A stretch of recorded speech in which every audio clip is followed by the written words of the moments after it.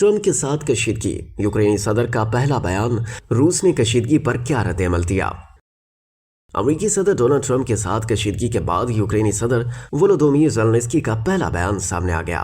انہوں نے امریکہ سے یوکرین کی حمایت میں مضبوط موقف اختیار کرنے کی اپیل کر دی۔ یوکرین کے صدر ولودیمیر زیلنسکی نے کہا کہ وہ چاہتے ہیں کہ امریکہ یوکرین کی حمایت میں مزید مضبوطی سے کھڑا ہو۔ وائٹ ہاؤس میں جمعے کو ہونے والی ملاقات میں زیلنسکی، ٹرمپ اور امریکی نائب صدر جے ڈی وینس کے درمیان تلخ جملوں کا تبادلہ ہوا تھا۔ ٹرمپ نے زیلنسکی سے کہا کہ وہ روس کے ساتھ معاہدہ کریں ورنہ ہم پیچھے ہٹ جائیں گے، جبکہ وینس نے زیلنسکی پر ناشکری کا الزام عائد کیا۔ یہ ملاقات امریکہ اور یوکرین کے درمیان ایک اہم معدنی معاہدے پر دستخط سے قبل ہوئی تھی، جس کے تحت امریکہ کو یوکرین کے قیمتی معدنی وسائل تک رسائی دی جانی تھی، لیکن زیلنسکی کو قبل از وقت ہی ملاقات ختم کر کے چلے جانے کا کہا گیا۔ بعد میں ٹرمپ نے کہا کہ زیلنسکی نے حد سے زیادہ مطالبات کیے اور اگر وہ امریکہ کے ساتھ مذاکرات بحال کرنا چاہتے ہیں تو انہیں یہ کہنا ہوگا کہ میں امن چاہتا ہوں۔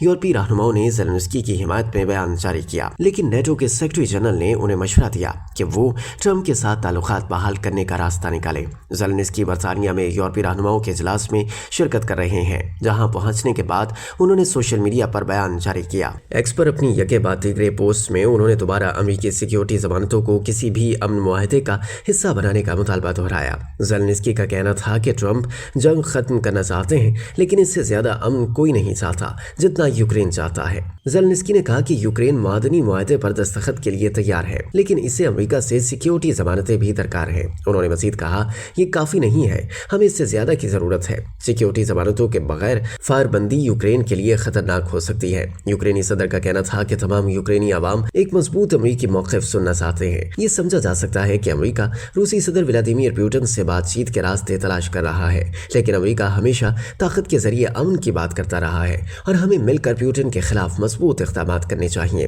دوسری جانب روسی وزارت خارجہ کی ترجمان ماریا زخارووا نے یوکرینی صدر کے دورہ امریکہ کو مکمل طور پر ناکام قرار دیا۔ انہوں نے کہا کہ نیو نازی حکومت کے سربراہ زیلنسکی کا دورہ امریکہ یوکرین کی مکمل سیاسی اور سفارتی ناکامی ہے۔ یوکرینی صدر کا دورہ امریکہ مکمل ناکام رہا۔ زیلنسکی کو ٹرمپ سے ملاقات میں مکمل سیاسی اور سفارتی ناکامی کا منہ دیکھنا پڑا ہے۔ ماریا زخارووا نے یہ بھی کہا کہ روس کے یوکرین جنگ کے مقاصد میں کوئی تبدیلی نہیں آئی۔ یوکرین کو غیر مسلح اور نازی اثرات سے پاک کرنے کے مقاصد بدستور موجود ہیں۔ روسی مقاصد میں زمینی حقائق کو تسلیم کروانا بھی شامل ہے۔ زیلنسکی یوکرین جنگ جاری رکھنے کے جنون میں مبتلا ہیں۔